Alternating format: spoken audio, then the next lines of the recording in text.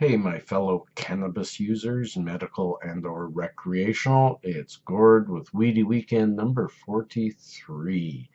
No longer the answer to life, but still here for you. Weird beginning, but that's what I tried. Hey, as I said, Gord here. I'm doing my best to bring you a weedless Weedy Weekend.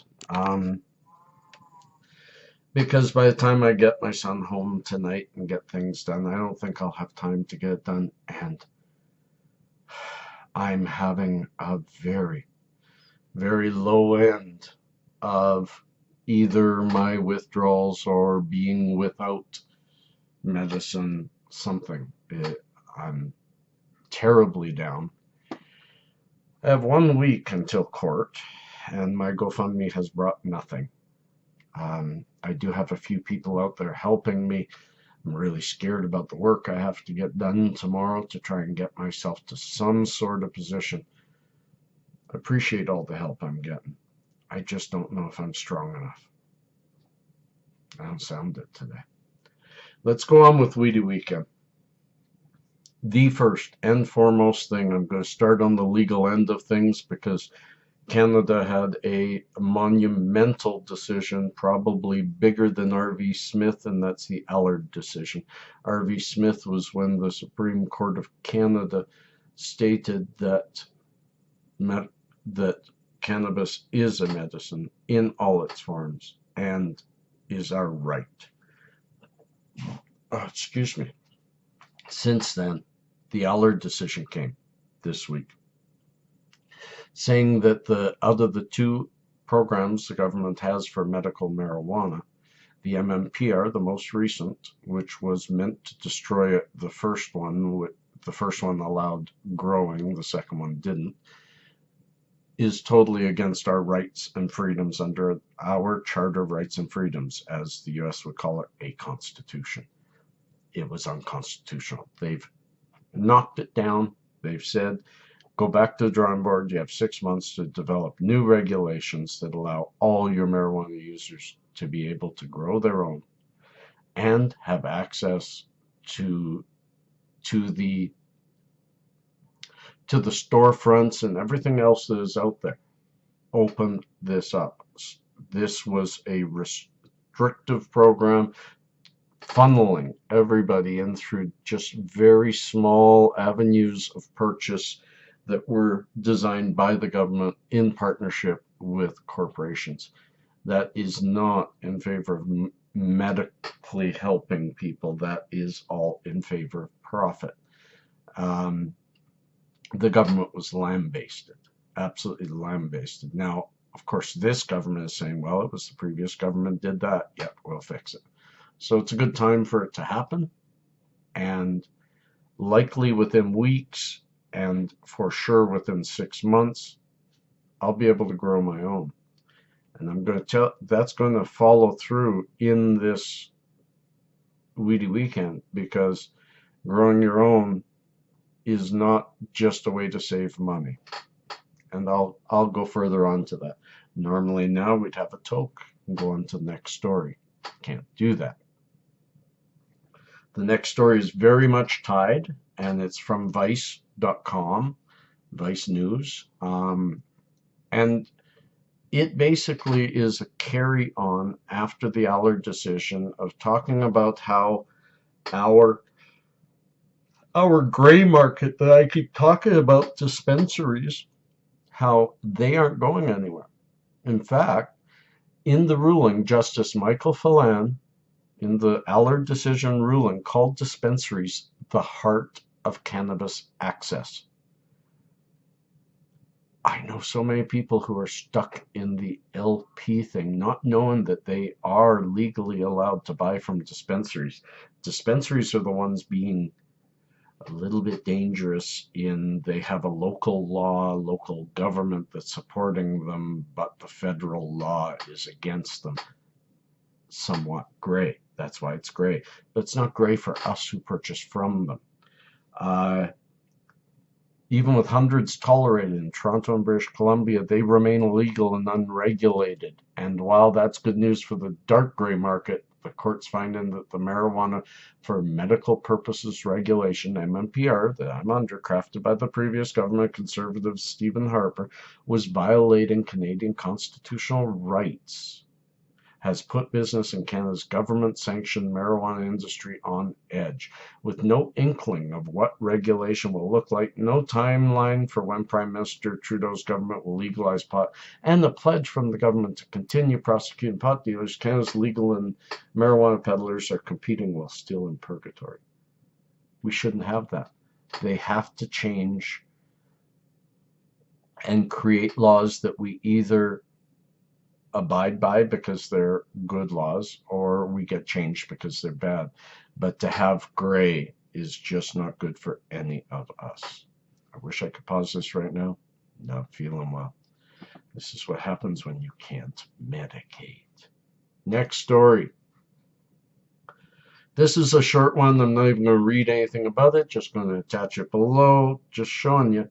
Just Colorado alone. 996 million in sales in 2015 in cannabis. That's $1 billion in sales in 1 year in one state. There's a need for this. There's a need for this. Anyways, next story.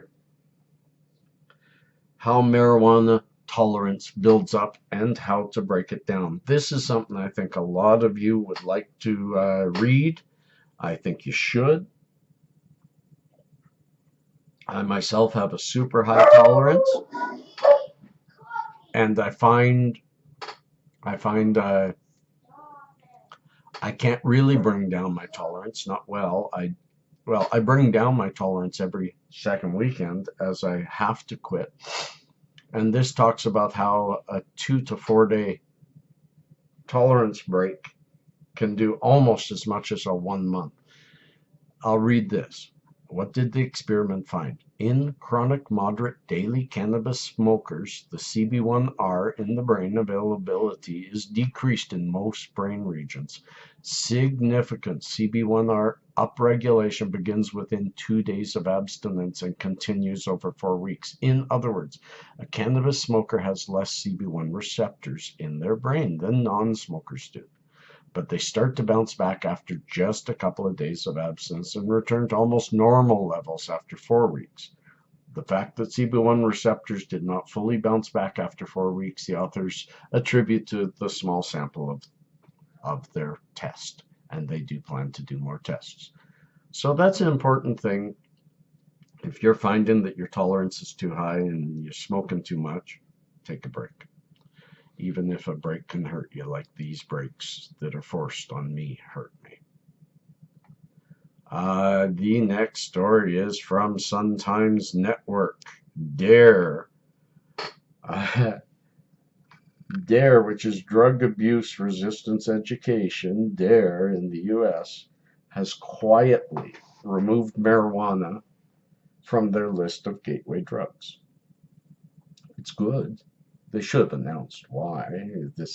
All this behind the scenes and not being fully honest, it just plays into the stigma that we're all fighting against. But it is an important thing that it's just not there anymore. Numerous studies that disprove the marijuana gateway theory have been published in recent years, and the National Institute on Drug Abuse reports that most people who use marijuana do not go on to other harder substances. This is important to know, important to share, important to get out there.